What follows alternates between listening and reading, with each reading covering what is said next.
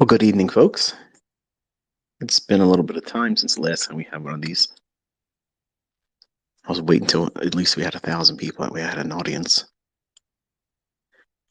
We don't usually do this on a Friday night, but tonight I have to because tomorrow I won't be able to do Saturday morning shotgun.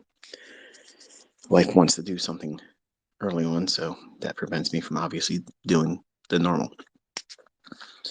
So we're going to spend a little bit of time. It'll probably be about an hour long tonight. Definitely locked at an hour. I have a movie date with my wife, so we will absolutely be done by 9.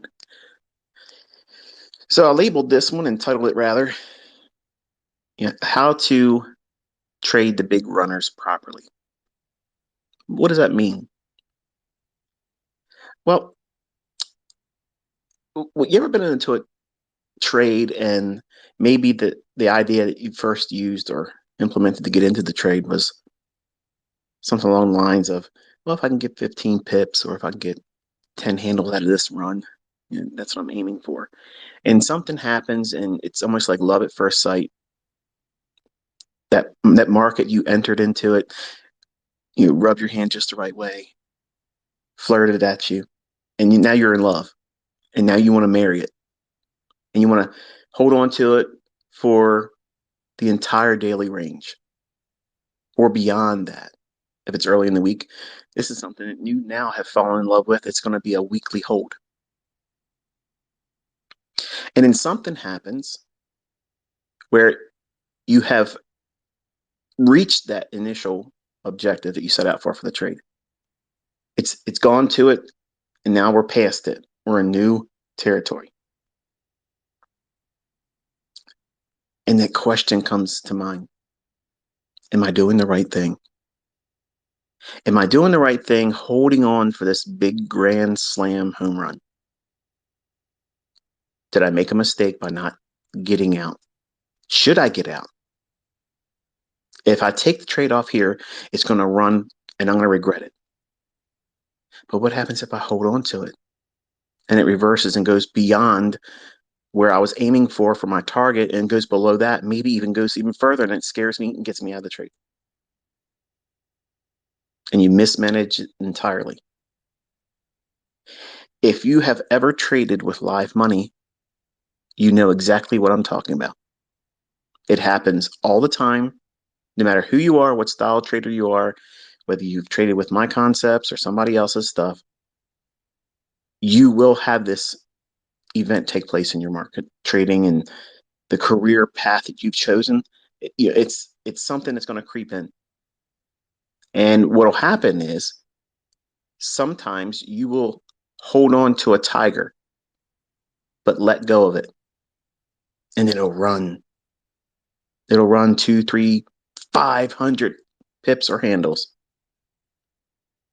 Not really. I mean, you wouldn't have held on to it for several days, but that's how you'll beat yourself up. Man, I had that trade. I just would have held on to it. And the question becomes, how do you as a trader, how do you overcome that and graduate from, say, a 5-handle trader or a 20-handle trader for NASDAQ? And for the folks that ask all the time, if you're trying to do 5 handles for ES, what should it be for NASDAQ? 20. There's your multiplier. Okay. But the idea of holding on to a trade for a big runner, number one, let's get one thing straight. That is not greed. That's graduation. You're graduating to another threshold of trading. When I teach you that 5-handle run to start with, all that is something very small, something obtainable, easily obtainable each day.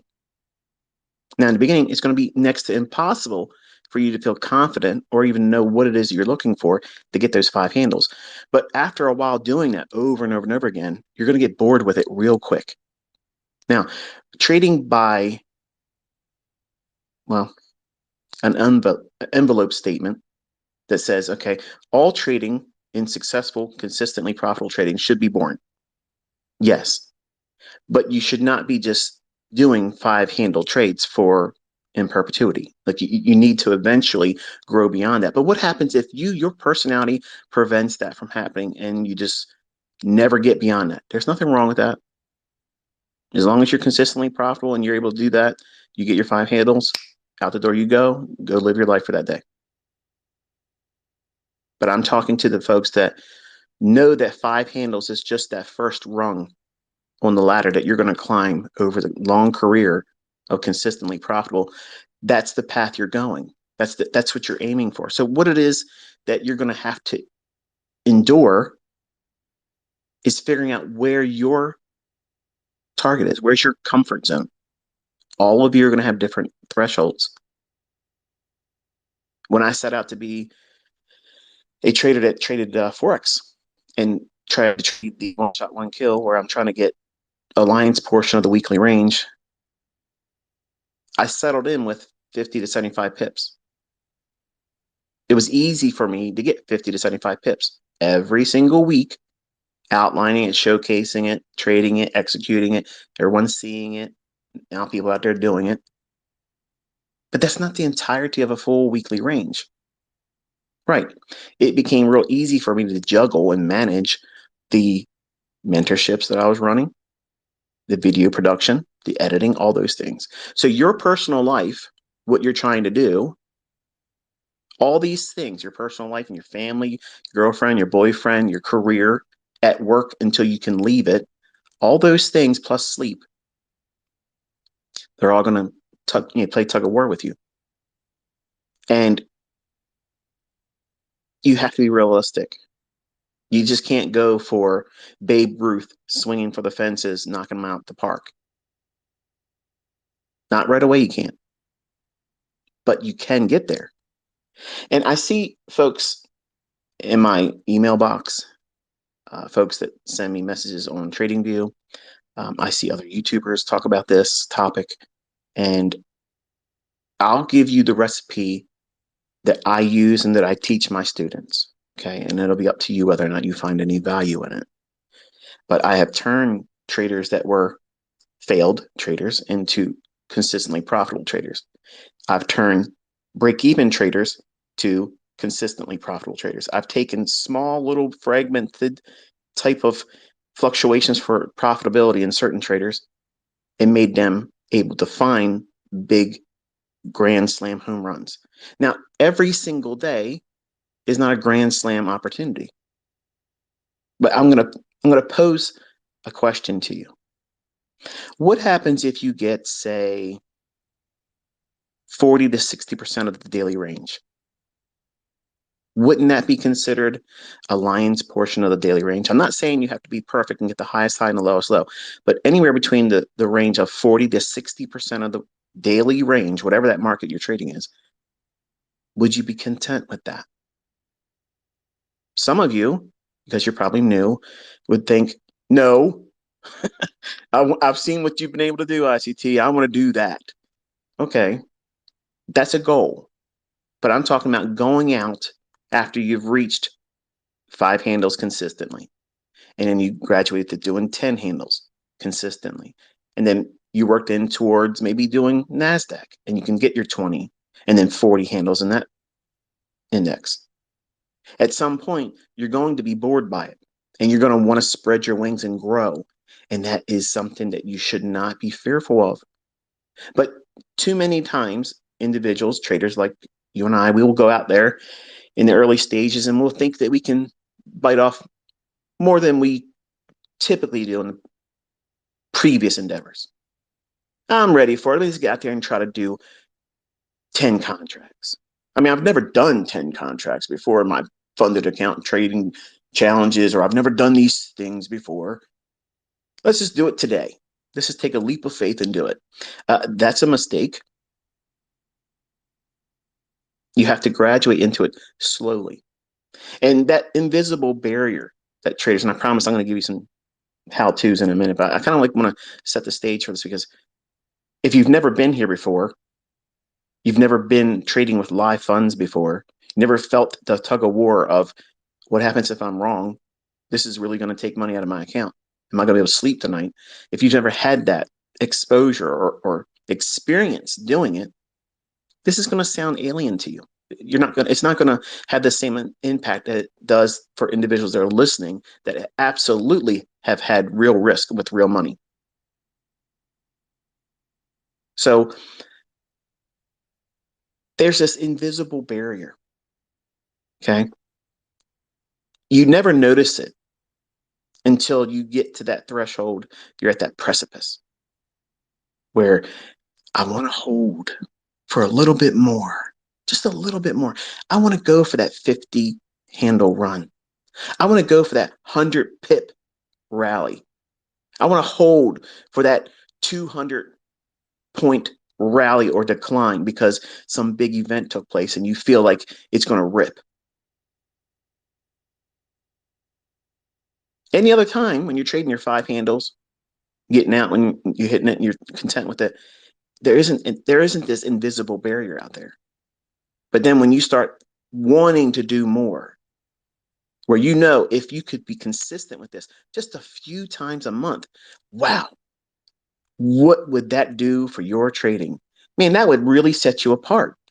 Like you'd be top tier. You'd be in this upper echelon of trading. And everybody would look up to you and you'd feel good about yourself. And you would feel like this is really respectable results because you probably aren't really thinking that your five handles consistently every single day is respectable when it is. It absolutely is. So there's a balancing act that has to be maintained in your growth. In the beginning, you're scared shitless. You don't know what you're doing. You're afraid to take a trade. You're afraid to lose. You don't want to be wrong. So you're worrying about all the wrong things in the beginning. But once you work out all that stuff by experience and conditioning yourself with back testing and doing demo trading, and you work your way into a very low threshold of real monetary risk when you decide to get into live fund trading, you start with a very small amount of leverage. And the graduation from that is going to be slow, not fast, slow. And the reason why it must be slow is because you don't know what it feels like to do it. For instance, can you do a full side split right now? At your age, whatever it is, at your level of athleticism, can you just drop right now, go into a side split? I'll be 51. I can do that. I've been doing it since I was 7 years old. Now, some of you might think, well, what the hell does that got to do with trading, Michael? You have to know your limitations are. You're not that flexible yet to be able to go out there and just simply reach into 10, 15 contracts in trading. Now, I'm going to set the analogy for the sake of the rest of the discussion here because a lot of my students are trying to use the funded account route. They don't have a lot of money and they want to go that route because it allows them to do that. And if they make a mistake, all they have to do is reset and it's cheap. Okay. I'm not here to say that's the best way of doing it or the right or wrong way of doing it, but I'm just going to speak in those terms. I watched my son and his attempts to do these things, and the account that he tried to use allowed him up to 15 contracts. And while that is theoretically available to you, should you be doing it? No. Even if you're conditioned in trading for, I don't know, 30% of daily range, you can get that 4 times out of a week. You shouldn't go to that upper echelon of leverage. Just because it's offered to you, don't touch it. Think of it as like a rattlesnake. Now, you might be able to grab that rattlesnake before it bites your ass. You might be able to dodge its fangs and pin it down to the ground, or it might bite your ass and you'll regret reaching for it. So treat that maximum lot size or contract size as a rattlesnake. It's an enticement, but don't touch it. Your job is to, over time, desensitize yourself. Desensitize yourself from the fear of missing out and the fear of failure. The failure of choosing the trade to be in that you're trying to hold on to for a longer run. I'm going to tell you the secret of what causes that and how you overcome it. There's a couple things you have to know about, but once you understand these things, you will know exactly when to take those types of trades. You will not fumble it. You won't second guess it. You'll know this is the thing that I should be doing. This is not the thing I should be doing. The first thing that you have to understand is that you have to have a higher time frame draw on liquidity. That's the thing I'm teaching you in all the the coursework or content that I put on my YouTube channel. And when I'm talking to you in these Twitter spaces, I'm conditioning you to look at that higher time frame draw. Because if you don't consider that, understand this, how are you ever going to trust these intraday fluctuations and think to yourself that I'm going to hold for a 100 handle run? Can a 100 handle run be birthed, manifest itself in a range that has already moved, say, several hundred handles down, and really close in terms of proximity to a higher time frame draw on liquidity? In other words, if we think that it's going to go to a specific price level lower, and it's the last day of the week, does it have the potential to move another 100 handles beyond that target? I mean, sure it can, but if it's more likely that it's only going to go to where we set our attention to, some fair value gap, some old low where liquidity is, why would you on that particular day, that particular time of day, expect your trade to somehow rub you the right way and now you think it's going to be a big runner? So there has to be some frame of reference, which is exactly why I take everybody to a weekly chart. That weekly candlestick, what's it likely to reach for? And if we don't know what it is on the weekend before trading starts, we use Monday to ascertain what that information is. And you work throughout the entirety of the week to see where it is it's reaching for. Now, step one is you have to know what the higher time frame draw is. Where is it reaching for on a higher time frame chart? It doesn't have to be the weekly chart. I just prefer to teach my students to focus there. But if it's not clear, then you must at least, at the very minimum, have some idea on a daily chart. What is it reaching for?